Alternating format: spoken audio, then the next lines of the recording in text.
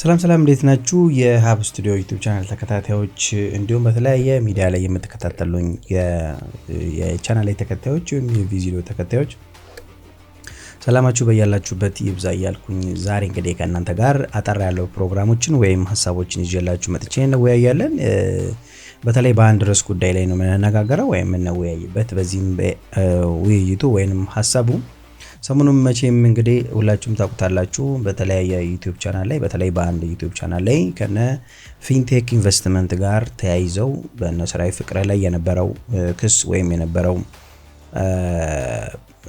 የወንጀል ፖሊስ የወንጀል ያደረገው ክስ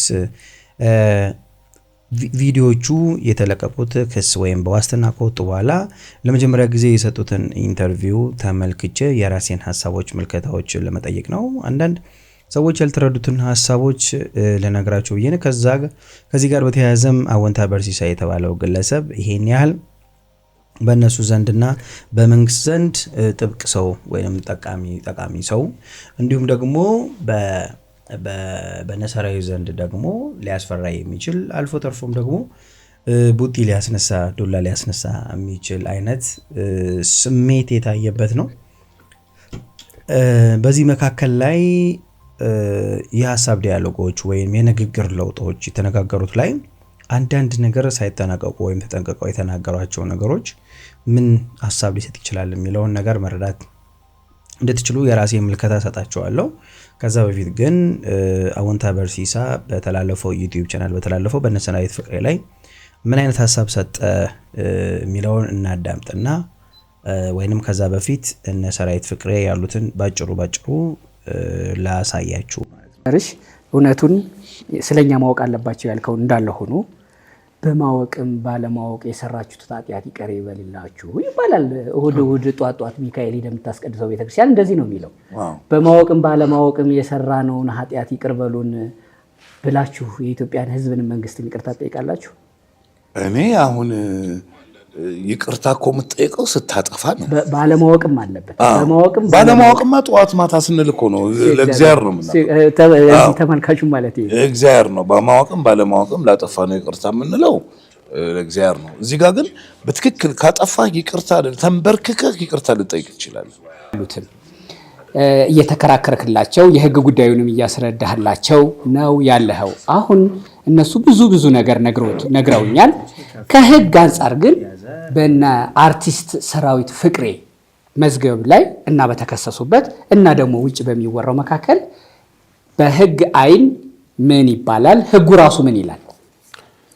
በዚህ አግባብ ህጉ ምን ይላል የሚለው እንዳስረዳ ብጋበዝም ልክ ነው። የኮምፒውተር አዋጅ ቁጥር 958 ዝባር 2016ን መሰረት ተደርጎ አንቀጽ 10 ንዑስ ቁጥር 1ን መሰረት ተደርጎ ክስ ቀርቧል።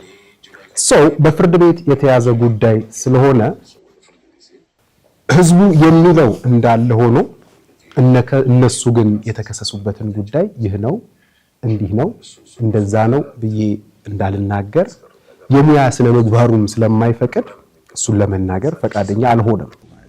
እኛ ያወራ ነው ደንበኞቼ ያልካቸው ወዳጆቼ ደግሞ የምናደንቃቸው ሰዎችም ከዚህ ያሉት የተከሰሱበትን ለክሳቸው ምንጭ የነበረውን ከፊንቴክ ጋር ያላቸውን ነገር ነው ያወሩ። ታዲያ ከዚህ ውጭ ሌላ ምን ልናወራ እንችላለን? በዚህ ጉዳይ አላወራም ማለት በዚህ ጉዳይ ጠበቃ አይደለሁም ወደ ማለት ይሄዳል። እና ለዚህ ደግሞ ላስተዋወቅበት ጄሲ መኪና ሰጥራለሁ።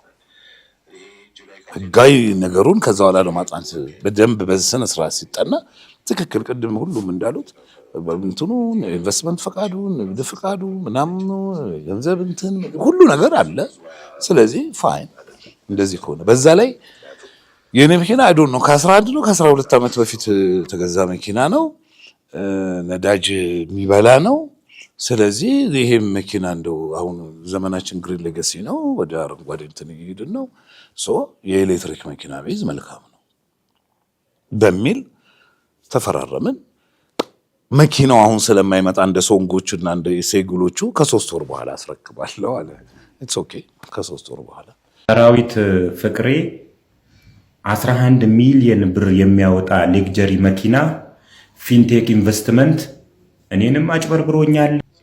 እነዚህ ሰዎች ሰብሰብ ብለው ፊንቴክ ኢንቨስትመንት ትክክለኛ ካምፓኒ ነው፣ ትክክለኛነቱን ስላወቅን ነው እኛ ማስታወቂያ የሰራንለት ብለው መስሪያ ቤቱንም ራሳቸውም ነፃ ሊወጡ እግረኛው ሚዲያ ላይ ቀረቡ። ድንገት የሩጫቸውን ዓላማ ረሱትና ራሳችንም 11 ሚሊዮን ብር የሚያወጣ መኪና ተበልተናል እስከ ማለት ደረሱ።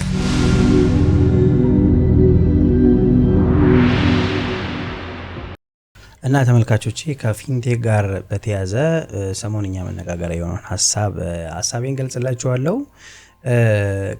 ከዚህ ጋር በተያዘ የተለያዩ ሰዎች ወደ ሚዲያ ላይ ወይም ደግሞ በእግረኛው ሚዲያ ላይ ወይም ደግሞ በተክለ ሃይማኖት አዳነ አዘጋጅነት የሚቀርበው ዩቲዩብ ቻናል ላይ የቀረቡት ቪዲዮዎች ብዙ ትችቶችን ወይም ደግሞ ብዙ ሰዎችን ለምን ቀረቡ የሚል አስደንግጧል። ከዛ ውስጥ ግን ሄኖክ ወይም ደግሞ ዘሀበሻ የዩቲዩብ ወይም የዜና አዘጋጅ ሄኖክ የራሱን የሰጠውን ሀሳብ እናስተላልፍላችኋለን። ለዚህ ለፊንቴክ ኢንቨስትመንት ቁልፍ የሆነ ወሳኝ ሰው ወይንም ደግሞ ከፊንቴክ ኢንቨስትመንት ጋር ተያይዞ እንዲጋለጡ ወይንም ደግሞ ፕሬሸር ያሳደረው ወይም ኃይል የሰጠውን የአወንታ በርሲሳን ገዛኝ አይ ቲንክ ገዛኝ በርሲሳን ትክክለኛ ስሙ ግን አወንታ በርሲሳን ምን ያህል አቅም እንደሰጠው እና ደግሞ የአወንታ በርሲሳ ከሰጡት በኋላ ጋር መልስ አያይዤ ይቀርብላችኋለሁ። መጀመሪያ ላይ ግን የኔን ሀሳብ አንድ ሀሳብ ልንገራችሁና እነ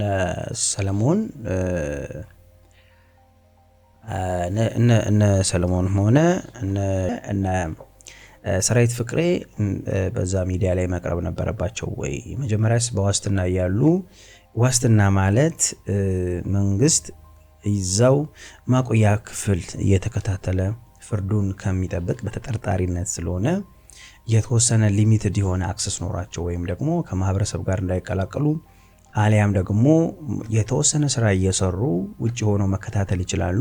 ታማኝነት ስላደረባቸው ባስገቡት ማስረጃ መሰረት የቤተሰብ አስተዳደር ናቸው፣ ታማኝ ናቸው፣ ከዚህ በፊት ክስ የለባቸውም በሚል ብዙ ማስረጃ ወይንም ደግሞ ቅጣት ማቅለያ አክቹአሊ ከውጤት በኋላ ነው። እሱ ግን ካቀረቡ በኋላ መንግስት በዋስትና እንዲለቀቁ ወስኖላቸዋል። ያ ማለት ግን ሙሉ ለሙሉ በነፃነት ሚዲያ ላይ ወጥተው ነፃነን የሚል ሀሳብ ነፃ ያልሆኑበት ፍርድ ቤቱ ነፃነታቸውን ነፃ ናቸው ብሎ እስካልተናገረ ድረስ እነሱ ግን የተማጽኖ የሚመስል ንግግር የተናገሩትን ነገር ትክክል አይደለም እንደዛ መሆኑ ብዬ አስባለሁ። ትንሽ የሚዲያው አጠቃቀም የነሱም የስጋት ይመስላል፣ የነሱን ፍራቻ፣ የነሱን ታማኝነት ባላ ላይ ቪዲዮ ላይ ብዙ የገለጹት ሀሳብ አለ። ረዘም ያለ ስለሆነ እኔ ትንሽ ሰብሰብ አድርጎ አንድ ሀሳብ ለመንገር ይከብደኛል እና ደግሞ የነሱን ደካማ ጎን የተረዳሁት የነሱን ጠንካራ ጎን የተረዳሁትን አሳያቸዋለሁ። በእርግጥ እነዚህ ሰዎች ስህተት ውስጥ ገብተዋል ወይ? እንደኔ 50-50 ነኝ። አልገቡም። ያን ያህል በጣም እያወቁት ነገሩን ህብረተሰብን ለማጭበርበር ገብተዋል የሚል አሜኒቲ የለኝም። ታስፋይ እነሱም እዛ ነገር ውስጥ ስላልገቡ በዋስትና ሆነው በእግረኛው ሚዲያ ላይ አክቹአሊ እግረኛው ሚዲያ ጠርተውት ነው ብሎ የሚያስብል ሀሳብ ነው። እንደምትመለከቱት ቪዲዮ ላይ እግረኛው ሚዲያ የመጣው ወደ ካሊድ ነው። ካሊድ ፋውንዴሽን ነው። ኦልሬዲ ሴት አፕ ነው። እያንዳንዳቸው የራሳቸው ማይክ አለ እና ተዘጋጅተውበት ተጠርተው ነው ምናምን ኦልሬዲ እና ይሄ በሱ ቤት ሲጋበዝ ለእግረኛው ሚዲያም ለነ ካሊድም ለእግረኛው ሚዲያም የቪወር እና የገንዘብ ምንጭ ነው። ለነ ካሊድም ደግሞ የራሳቸውን ታማኝነት ንጽህና ለማረጋገጥ የሚመስል አንድምታ አለው። ንጹህና አላሉም ግን በሚዲያ የመጡበት ዋና ዓላማ ንጽህናቸውን ለማረጋገጥ ነው ባይባሉም እና ይሄ ከህግ አንጻር እንዴት ይታያል የሚለው ወደፊት ፍርድ ቤቱ እንግዲህ በቀጠሮ ቀናቸው ተጨማሪ ማስረጃ ሲፈልግ አቃቢ ህግም ነገሩን ለዘብ ካላደረገው በስተቀር ለነሱ የሚጎዳ ይመስለኛል። ወደ ራሴ ልንጣላችሁና ባጭሩ እናንተ ዩቲዩብ ቻናል ላይ ገብታችሁ ሙሉን ሀሳብ መረዳት ትችላላችሁ። ግን በአጠቃላይ የነዚህ ሰዎች ወይም ደግሞ የነ ሰራዊት ፍቅሬና የነ ሰለሞን ቦጋለ በጣም ሳይኮሎጂካሊ እንደተጎዱ የሚያሳይ ኢንተርቪው ነው የሚመስለኝ እና ደግሞ የጠፋ ስፋቸውን ለመመለስ ንጽህናቸውን ለማስረዳት ኢንዳይሬክትሊ ከመንግስት ፍርድ ወይም ከፍርድ ቤት ውሳኔ ውጪ ኢንዳይሬክትሊ ንጹህ ነን የሚል ለማህበረሰብ ለስራቸውም የሚጠቅም ተማጽኖ የሚመስል ቪዲዮ እንደሰሩ ይታያል። እኔ በእርግጥ ሁለት ምልከታ አለኝ። የሶሻል ሚዲያው ላይ የተናገሩት ነገር ተጽዕኖ አለው። ኦፍ ኮርስ ተጽዕኖ አምጥቷል። ተጽዕኖ ስላመጣ በማህበረሰብ ዘንድ ውስጥ ተቀባይነት ወይም ቅቡልነት እንዳይኖራቸው አድርጓቸዋል። ብዙ ድርጅቶች እንዲቋረጡ አድርጓል። ከዚህ በኋላም ደግሞ በአምባሳደር በኩል እንዳይታመኑ አድርጓቸዋል። ከዛ ውስጥ ግን ስለ አንድ ልጅ የጠየቀው አለ፣ ስለ አብርሃም ግዛው። እሱን ቪዲዮ ላይ ትመለከቱታላችሁ። እና የነ ሰራዊት ፍቅሬ እንደዚህ መሆን የስጋት ወይም የፍራቻ ይመስለኛል የህጉ። ምክንያቱም መንግስት በአንድ በኩል እነዚህን ታዋቂ ናቸው በሚል ሰበብ የማህበረሰብን ፕሬዠር ወይም የሚዲያውን ግፊት መቋቋም ስለማይችል እነዚህን ሰዎች አስሮ ማስተንፈስ ይችላል እንጂ እነዚህ ሰዎች ከሞላ ጎደል ነፃ ናቸው ወይም ደግሞ ተጠያቂ አይደሉም። እነሱ ባልፈጠሩት እነሱ ባላደረጉት መልኩ ተጠያቂ አይደሉም። ጀስት ፌመስ ስለሆኑ ብቻ እነሱን ፌመስነት ድርጅቱ ተጠቅሞ ስላስተዋወቀ በቀጥታ ተጠያቂ ናቸው ብዬ የሚል አሚነታ የለኝም። በዋናነት ምንድነው ያደረገው ድርጅቱ በእነዚህ ታዋቂ ሰዎች እና ደግሞ የተወሰነ ገንዘብ ካፒታል ይዞ ብዙ ፕሮሞሽን እና የተወሰኑ ፕሮዳክቶችን በአቨሬጅ 50 መኪና፣ 200 መኪና፣ 300 መኪና አቴ ታይም አምጥቶ ለመጀመሪያ ተመዝጋቢዎች እንደ እድል ሰጠና ቀጥሎ ግን በልኪ የሆኑ ማህበረሰብ ሲመዘገብ እንዳሉት 1400 ምናምን ማህበረሰብ ሲመዘገብ በ1400 ገንዘብ 950 ሺህ የኢትዮጵያ ብር ሲባዛ ወደ 1 ቢሊዮን አካባቢ ይመጣል የሚል ካልኩሌሽን ስለሰሩ የነ ሰለሞን ቦጋለ የነ ሰራዊት ፍቅሬ እንዲሁም ደግሞ ሌሎችም እነ መንሱር ጀማልን ጨምሮ እነ ካሊድን ጨምሮ በጣም አሉ የሚባሉ ታዋቂ ሰዎችን አግሪመንት አድርገው ለነሱ ፔመንት ከፍላቸዋለሁ መኪና ስጣቸዋለሁ በሚል እነሱንም በማታለል ማለት ነው በሚል የነሱ ደግሞ ያው ካላቸው ከሙያ ስነ ምግባር ካላቸው እውቅና አንፃር የተስማሙበትን ዋጋ ተስማምተው በመኪናም በካሽም በካይንድም ተስማምተው ወደ ስራው ከገቡ በኋላ በልክ የሆነ ሰው ሲመዘገብና ገንዘቡን ዲፖዚት ሲያደርግ ያኔ ስካመር መሆናቸው ታወቀ ማለት። ስለዚህ እኔ ህጋዊ አይደሉም የሚል ንግግር የለኝም። ወይም ህጋና አንዳንዶቹ ፍቃድ የለውም ላይሰንስ የለውም ምናምን whatever the case ድርጅቱ ታርጌት ማድረግ የሚፈልገውን ታርጌት አድርጎ ገንዘብ ይዞ ሄዷል። በዛ መካከል እነ ሰራዊት ፍቅሬ እንደ ኃላፊነት ሊጠየቁ ይገባል ወይ የሚል ነገር የለኝም። እነዚህ ሰዎች ጀስት ብሮከር ናቸው። መልካቸውንና ድምጻቸውን ተጠቅመው አንድን ዕቃ እንዲገዙ አደረጉ እንጂ የዕቃው ባለቤት አምጪና የዋስትና ወይም ደግሞ የጋራንቲው ቴከር ናቸው ብዬ አላምንም። የግሌ አስተሳሰብ ነው። ግን ያዋናው ሰውዬ አካውንትም ትራንዛክሽንም ግብይትም በህጋዊ መንገድ ነው ያለፈው። እነዛ ሰዎች ሲመዘገቡ ቼክ ሰጥቷቸዋል ወይ ሲመዘገቡ መኪናው እንዲሰጣቸው የገቡት ውል አለ፣ ህጋዊ ውል ነው።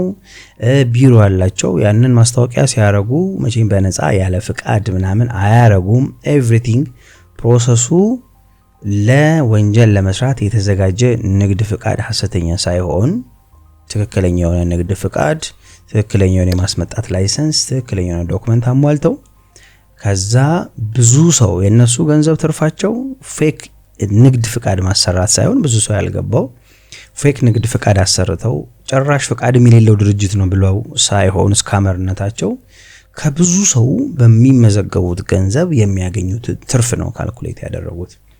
ስለዚህ ሰማው የተያዘው ተይዞ ያልተያዘው ገንዘቡን አሽትቶ ምክንያቱም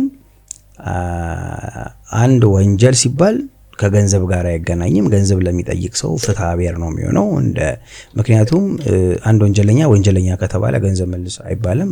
በዛ በገንዘቡ ምክንያት ባጭበረበረው ፍርድ ይሰጥበታል፣ የእስር ወይ የገንዘብ ቅጣት ይጠየቃል እንጂ ገንዘብ የተበላውን ተበዳይ መንግስት ሊክሰው አይደለም ወንጀል ክስ ላይና አፍተር ኦል ገንዘቡን እንደማያገኙ ስለማያውቁ ኃላፊነቱን የሚወስደው ሰው ኃላፊነት ይወስዳል፣ የሚታሰረው ሰው ይታሰራል፣ የሚጠፋው ሰው ደግሞ ይጠፋል። ይሄ ነው የስካመሮቹ እኔ የገባኝ ማለት ነው። በዛ መካከል እነ ሰራዊት ተሸውደዋል። ኦፍ ኮርስ ተሸውደዋል። የወደፊቱን የሰውየውን ወይም ደግሞ የዚህን ሐሳብ አመንጪ እንበልና አሁን በዋስትና የተያዘው ምንድነው በዋስ መብት የተከለከለው መንሱር ጀማል ትልቁን እንግዲህ አንበሳውን ድርሻ ይወስዳል ብዬ አስባለሁ። ዋስትና የተከለከለው መንግስት ጠንካራ ማስረጃዎች ስላገኘበት ኦፍ ኮርስ ለፊንቴክ ላይንም በጣም ስራ የሰደደ ማስታወቂያ እንዲሰራ ያደረገውም እኔም አለውበት ብሎ ያለውም የመንሱር ጀማል ነው። በተለያዩ ሶሻል ሚዲያዎች ላይ ሲናገር ነበር። ስለዚህ አልተለቀቀም መንሱር ጀማል ማለት ጉዳዩ ስለጠነከረ መንግስትም ስለፈራው ነው ብዬ አምናለሁ። ስለዚህ ድርጅቱ ዋናው ዓላማው ለሆነ ሰው ለትንሽ ለ100 ሰው ለ200 ሰው መኪና ሰጥቶ ንግድ ፍቃድ አውጥቶ ቢሮ ከፍተውን ብሎ የቀሩትን 1000 ምናምን ሰዎች ገንዘብ መንጠቅ ነው እና የወደፊቱን ግምት እነ ሰራዊትም ሆነ ያሉት የማስታወቂያ ባለሙያዎች ሊገምቱ አይችሉም። እንደማንኛውም ሰው ህጋዊ ውል እንደሚያስፈልገው ሰው ለምሳሌ ምናልባት እስከ መጨረሻው ድረስ አሁን የነሱ አግሪመንት የአምባሳደርነቱ ድርሻ ለ6 ወር ለ1 አመት ምናልባት ምክንያቱም ከ6 ወር በኋላ ምናልባት ከ6 ወር በኋላ ውል አቋርጠው ከሆነ መንግስት ሊጠይቃቸው አይችልም። ምክንያቱም የነበራቸው ከዚህ በፊት የነበረ አግሪመንት ነው። ድርጅቱ ማስታወቂያ እንዲሰራለት ቀጠረው። ምን ይስራ ከድርጅት ጋር እነ ሰራዊትም ሆነ ሌሎችም ለምን መሰላችሁ የጅቡቲ የሚሄዱ የነሰራዊት ጅቡቲ የሚሄዱ የነሰራዊት ፍራቻቸው እንደነሆነ ኖረ ያሳያል። ድርጅቱም ስላላመናቸው ለማሳመን እነሱን ተረጋግተው እንዲቀመጡ ኤክስፖዝ እንዳያደርጉት ገና ገንዘብ ሳይበላ ወደ ሚዲያ ወለም ደግሞ ወደ ፍርድ ቤት እንዳይወስዱት ነገሩን ለማሳመኛ ነው ጅቡቲ የወሰዳቸው በያምና እነሱም ስጋቱ ስለነበሩ ያው ለማስታወቂያውም እንዲጠቀሙ አደረጉበት እንጂ ራንደምሊ ተነስቶ አንድ የማስታወቂያ ባለሙያ ጉዳዩ የተደረሰ ብሎ የመከታተልም ኃላፊነት የለበትም። ጉዳዩ እዚህ መጥቶ ጨርሶ ያንን ዕቃ ወሰዱ ብሎ አስተዋውቆ እንደደላላ ማስተዋወቅ ነው እንጂ የነ ሰራዊት ፍቅሬ ፍራቻ ስላለባቸው እስከ ጥግ ድረስ እስከ ጅቡቲ ድረስ የሄዱት እና እዛች ጅቡቲ የሚሄዱባት ጉዳይ ላይ ያቃሉ ወይም ደግሞ ስጋት ገጥሞባቸዋል። እንግዲህ ሰራዊት እንደተናገረው 11 ሚሊዮን ብር ብሎ ሲናገር ከ11 ሚሊዮን ብሩ ሁለት ጊዜ ወይም ደግሞ 6 ወር ተቃጥሎ 6ኛው ወር ሲሄድ መቼም የመጨረሻው 12ኛው ወር ላይ አይደለም የነቃው የመጨረሻው ሳይሆን በእነዚህ 2-3 ወራቶች ጊዜ ውስጥ ነሰራዊት ፍቅሬ መሆኑን ሰለሞን ባጋለ ባናዋል ይሄን ያህል ድረስ ሽምጥጥ ያለ ክህደት ያመጣሉ። ድርጅቱ እንግዲህ ላይ ጠረጥሩ ይችላሉ የገንዘብ ተጠቃሚ ናቸው ምናምን አይ ዶንት ቲንክ ወይም ደግሞ እዛ ሐሳብ ውስጥ ያሉ አይመስለኝም። ሳማው ግን የነሱ ድርሻ ሊሚትድ ነው። ስለፈራም ነው ድርጅቱ እነሱም ስለፈሩ ነው ጅቡቲ ሄደው እንጂ አንድ የማስታወቂያ ባለሙያ አንድም ፕሮዳክት የመከታተል ኃላፊነት የለበትም። ፕሮዳክቱ ከወጣ በኋላ የማስተዋወቅ ገዢና ሻጭን ማገናኘት ምስሉንና ድምጹን መልኩና ድምጹን ተጠቅሞ ማገናኘት እንጂ ያለበት ኃላፊነት ስለ ፕሮዳክቱ ምንነት ማረጋገጥ ያለበት አይመስለኝም። ለምሳሌ አንድ የተገዛ መኪና ወይም አንድ መኪና ለማስተዋወቅ እንበልና ሊፋም እንበል ወይ ሌላ መኪና የተገዛ መኪና ለማስተዋወቅ የመኪናውን የነዳ ወይንም የዳይሬክተሩ ባለው ሐሳብ መሰረት ማስተዋወቅ እንጂ ስለ መኪናው ስሪት እስቲ ላረጋግጥ ማነው ድርጅቱ ስንት ብር ነው ውድ ነው ርካሽ ነው መቼ ነው የሚያልቀው ወደፊት ምንድነው የሚሆነው ምናምን የሚል የመጠየቅ መብት ያለው አይመስለኝም በማስታወቂያ ዘርፍ ላይ በአግሪመንት ላይ። ስለዚህ በአጠቃላይ ነሰራዊት ስካመር ወይንም ይሄ የፊንቴክ ስካመርነቱ ለ150 ሰው ወይንም እስከ 200 ሰው መኪና ሰጥቶ ሌላ ተጨማሪ 1000 ምናምን ሰዎች መዝግቦ የ1000 ምናምን ሰዎችን ገንዘብ መሄድ ነው ስካምነቱ እንጂ እኔ ንግድ ፍቃድ የለውም እንትን የለውም ምናምን። ምክንያቱም የቴሌቪዥን በኢትዮጵያ ቴሌቪዥን በፋና በዋልታ በሬዲዮ በማንኛውም የሚኒስትሪ ሚዲያም ሆነ የናሽናልም ሆነ የኢንዲፔንደንት እነዚህ የግል ሚዲያዎች ሲያስተዋውቅ እነዛ ድርጅቶች ንግድ ፍቃድ አምጣ ብለው ቲን ነምበር አምጣ ብለው የማስታወቂያ ፍቃድ አምጣ ብለው አግሪመንት ከአርቲስቱ ጋር ያለበት አምጣ ብለው ነው ብሮድካስት የሚያደርጉትና ሚዲያዎቹ መጠየቅ አይችሉም። ሚዲያዎቹ ያለቀ ፕሮዳክት ስለመጣላቸው ምክንያቱም መንግስትን ተጠያቂ ነው ሊያስብል ስለሚችል ማለት ነው። እነዚህ ሰዎች የማስታወቂያ ባለሙያዎች ግን ሰው ስለሆኑ እኛ ላይ በርደኑ መጣ ያሉትም ትክክል ነው ባነው ነበረ እንግዲህ ምክንያቱም 6 ወር ባንክ ሲያስመታበት ሁለተኛው 6 ወር ላይ ቼክ ሰራዊት ፍቅሬ ሲያስመታበት የሆነ ገጭ እንዳለ እንደቆየም ተገምቷል። ስለዚህ ምን ማድረግ ነበረባቸው? ውላቸውን ማቋረጥ፣ ከዛ ለሚዲያዎች ጋዜጣዊ መግለጫ መስጠት ይችላሉ። ራሳቸውን ያኔ ነጻ ቢያረጉ ኖሮ ማለት ነው። ኤኒዌይስ ሸዋሸዋ የተሰራው በዚህ መልኩ ነው። ግን እነዚህ የፊንቴክ ላይ በጣም ወሳኝ የነበረ ሰው ወይንም ደግሞ አወንታ በርሲሳ የሚባል አንድ ግለሰብ ሆኖ እንግዲህ ትልልቅ ካምፓኒዎችን የሚዘረጥጥ አለም ደግሞ እላፊ የሚናገር የሰዎችን ፐርሰናሊቲ የሚነካ ወንጀለኞች ሳይባሉ ወንጀለኞች ናቸው፣ ሌቦች ናቸው፣ ዘራፊዎች ናቸው ብሎ የሚል ከመረጃ ነጻነት ወይም ሀሳብን በነጻነት ከመግለጽ ባለፈ መልኩ የሰዎችን ፕራይቬሲ የሚነካ ንግግር ይናገራል። ግን እሱ ከነ ሰራዊት ፍቅሬ ከሰጡ በኋላ የሰጠው መልስ ነበረ እና እስቲ ለእናንተም እንዲሆን አወንታ በርሲሳ ምን አለ ነገሩን። በነገራችን ላይ በእነሱ እስር ቤት በነበሩት ተቀላልደው ነበር። ሌላ ሁለተኛ አንድ ምነገራችሁ ነገር በዚህ በነ ሰራዊት ፍቅሬ በሰጡት ሚዲያ ላይ ሄኖክ ዛበሻ የተናገረውን ነገር አዳምጠን እንመለስ።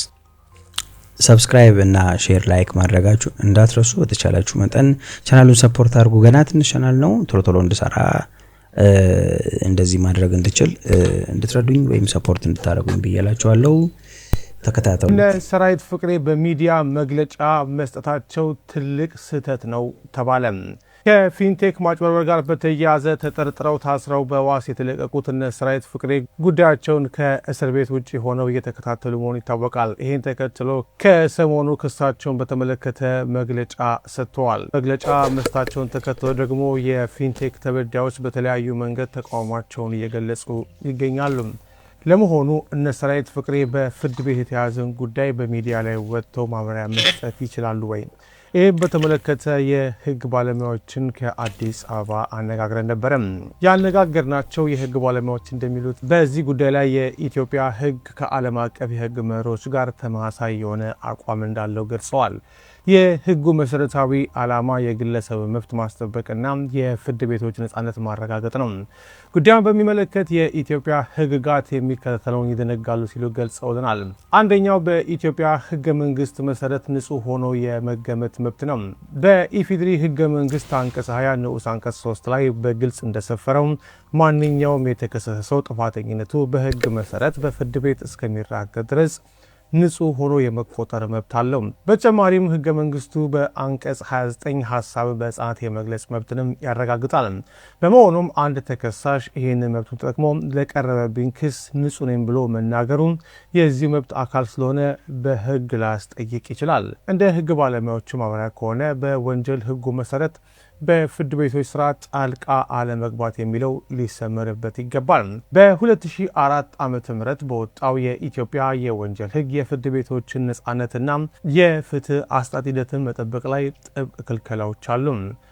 ጉዳዩ በፍርድ ቤት የታየና በክርክር ላይ ሂደት እያለ ተከሳሹ በሚዲያ ላይ ወጥቶ የክሱን ዝርዝር በመተንተን ህዝባዊ ጫና ለመፍጠር ከሞከረ፣ ምስክሮችን ካሸማቀቀ ወይም ማስረጃዎችን በሚዲያ ለማቅረብ ከሞከረ የፍትህ ሂደቱን እንዳስተጓጎለ ተቆጥሮ በወንጀል ይጠየቃል።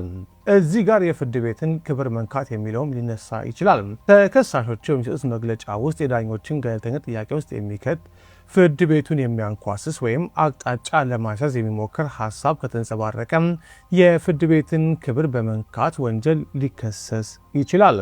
የህግ ባለሙያዎቹ እንደሚሉት በኢትዮጵያ የመገናኛ ብዙሃን አዋጅ መሰረት ቢሆን የፍርድ ቤትን ነጻነት ሊጋፋ የሚችል ጉዳይን ሚዲያዎች ማስተናገድ አይፈቀድላቸውም። አንድ ሚዲያ በፍርድ ቤት የተያዘን ጉዳይ የራሱን የሚዲያ ችሎት በመክፈት የተከሳሹን ማስረጃዎች ቢመረምርና ቢያስተላልፍ ተጠያቂነት አለበት። በኢትዮጵያ ህግ አንድ ግለሰብ ክስ ከቀረበበት በኋላ በሚዲያም ሆነ በማህበራዊ ትስስር ገጾች በተከሰስኩበት ጉዳይ ንጹህ ነኝ፣ እውነቱ በፍርድ ቤት ይረጋገጣል የሚል አጠቃላይ መግለጫ መስጠቱ መብቱ ነው።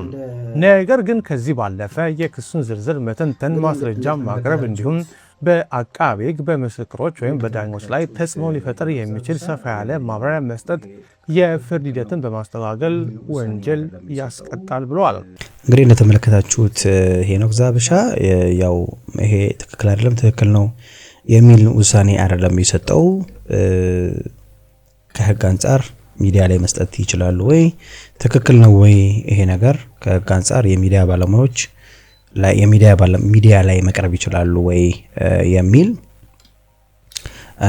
ከህግ አንጻር ነው የተነተነው። ይታሰራሉ አይታሰሩም ሳይሆን እናንተ አዳምጣችሁ ሐሳቡን ከነዚህ ውስጥ አድርገዋል ወይ የሚል ማየት ነው። ፍርድ ቤት ወይም አቃቢ ህግ ነው ይሄንን ነገር ሊወስን የሚችለው ሚዲያ ላይ ለማለት ነው። የፊንቴክ የነሰራይትና የዚህ ሰዎች ግብግብ ይሄን ይመስላል። ሌላ ፕሮግራም ይዤላችሁ እስከመጣ ድረስ የራሴን ትንታኔና የራሴን ግንዛቤ ነው የሰጠኋችሁ። የሄኖክ ወይም ዛብሻንም ደግሞ ምንድነው ይሄ ኢንተርቪያቸው ችግር ያመጣል የሚል የራሱን ገለጻ ከህግ አንጻር ሰጥቷል። እኔ መጀመሪያ ላይ የራሴን ሐሳብ ገለጻ ሰጥቻለሁኝ። ባጭሩ እንዲሁ በአጠቃላይ አንዳንድ የሰጡት ኢንተርቪዎችም ሶሻል ሚዲያ ማለት ወይም ደግሞ ማንኛውም የማህበራዊ ሚዲያ አጠቃቀም የዜጋ ጋዜጠኝነት ይለዋል ሲተረጎመው በአማርኛው ወይም ደግሞ የራሱ ስም የተሰጠው የዜጋ ጋዜጠኝነት ማለት ሰዎች የፈለጉትን ሐሳብ በግላቸው የራሳቸውን የሚጽፉበት የራሳቸውን ሐሳብ የሚለቁበት የሶሻል ሚዲያ ወይንም ደግሞ የማህበራዊ ሚዲያ ማለት ነው። ስለሆነ ጠበቃው የተናገረው የሶሻል ሚዲያ ላይ አንዳንዶቹን ነገሮች በጣም አወሳሰባቸው። ሐሳብን በነጻነት የመግለጽ ህግና ከዛ ደግሞ የጥላቻ ንግግርን፣ ስድብ ምናምኖችንና እነሱ ከህግ አንጻር በደንብ መበተን አለባቸው። ወደ ሶሻል ሚዲያው አቢዩዝ በማድረግ ሶሻል ሚዲያውን ዝም ብሎ አጠቃላይ ጊልቲ ነው ለማለት ወይም ወንጀለኛ ነው ለማለት ልጓም የለውም እና እንደዚሁ ጥላቻ ለማድረግ ባይሞከር ጥሩ ነው። ሶሻል ሚዲያ ላይ የሚቀርቡ ነገሮች ጥሩ ነው። ራሱ ሶሻል ሚዲያ መንግስት ኦፍ ኮርስ ሶሻል ሚዲያን ካልፈለገ እኮ መንግስት አፍተር ኦል ወደ ኢትዮጵያ የሚገባውን ዋናውን የዩቲዩብ ሆነ ሶሻል ሚዲያን ጠርቀም አድርጎ እንደሌላ ሀገራት መዝጋት ይችላልና ያን ያህል እንደ በጣም ወንጀል ተደርጎ መታየት የለበትም። ሶሻል ሚዲያ ማለት ግሎባላይዜሽን ነው። ዓለማትን ያስተሳሰረ በአንድ ቋት ውስጥ በአንድ ማቀፍ ያደረገ ነው። ለመንግስትም ለግለሰብም ለሀገርም ትልቅ አስተዋጽኦ ትልቅ ጥቅም ማምጥቷል። በመጥፎም በጥሩም ቢሰራ ፈንጅ ለጠላት ጥሩ ነው፣ ለወዳጅ ደግሞ የሚጎዳ ነው እና አንድ ሀገር የራሱ የጦር መሳሪያ ሲይዝ ሀገሩን ለመከላከል ነው። ግን የራሱንም ሀገር ሲቪል ዋር ሲኖር ደግሞ አሁን እንደምናየው ማለት ነው ሲኖር ደግሞ ለራስም መጨፋጨፊያው መሞቻ ነው ማለት ነውና ሶሻል ሚዲያም የዛ አይነት ሐሳቡ የዛ አይነት አንድምታ አለው። ለመጥፎ ነገር ሰው ከተጠቀመበት ጥሩ ነገር ይመጣል፣ በዛው ልክ መጥፎ ነገር ይመጣል። አንዱ ጥሩ ሲሆን ለአንዱ መጥፎ ይሆናል ማለት ነው። የጠበቃው የተናገረው በዛ ሐሳብ ብዙ አልተመቸኝም። አይ ቲንክ ሞር ከህግ አንጻር እና ደግሞ ዶሚኔት በሚያደርግ ማለት በሚጫን መልኩ ስለተናገረ ትክክል አይመስለኝም። ራሱ ጠበቃው ራሱ የመጣው በሶሻል ሚዲያ ነው ማለት የምናየው በሶሻል ሚዲያ ነውና ሙሉ ለሙሉ ጊልቲ ማድረግ ትክክል አይደለም።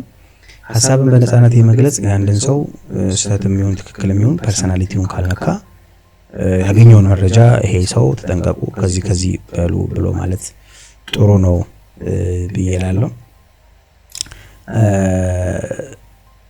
ያው መጨረሻ ላይ የነሰራዊት ፍቅሬን የተገነዘብኩት እንደው መማፀኛ ለስራቸውም በጣም ብዙ የሚከብዳቸው ይመስለኛል። ከዚህ በኋላ ማህበረሰብ አልተቀበለኝም፣ ፕሬሸሩን የሚዲያው ሌባ ጥፊ ምናምን ያው ባህላችን ደግሞ አለ አይደል አንድ ሰው ሌባ ሲባል ወንጀለኛ ምናምን ሲባል አይምሮ ገና ወንጀለኛ ሳይል ፍርድ ቤት ተቀብሎት እንደው ያሳዝናል ምናምን ጽድቅ መጫወት ምናምን። በዚህ ኮራፕትድ በሆነ ዓለም ላይ ሙስና ባለበት ዓለም ላይ ኤቭሪባዲ ከአስከፈ ከዋናው ሰው እስከ ጥበቃ ድረስ በሙስና ማይጨማለቅ የለም፣ ቸርችንም ጨምሮ ማለት ነው። ስለዚህ ያን ያህል ጽድቅ የሚጫወቱበት እነሱ ከሰማይ ወርቅ እንዳመጡ ማውራት ተገቢ አይመስለኝም። የፍርድ ሂደቱ እንዳለ ይሄድ፣ ግን ተማጽኖ ማድረግ ትክክል አይመስለኝም። ሳያውቁት የገቡበት ጉዳይ ነው። ቅድም እንዳስረዳኋችሁ የምረዳው ሰብስክራይብ ስላደረጋችሁ አመሰግናችኋለሁ። ስለተመለከታችሁኝም ይሄን ያህል ጊዜ ቆይታችሁ የራሴን ሀሳብ እንዳዳምጥ ስላደረጋችሁ ከልብ አመሰግናለሁ። በሚቀጥለው ወደ ሀሳቦችን ይዤ እመጣለሁ። ሰላም ሁኑልኝ። መልካም ጊዜ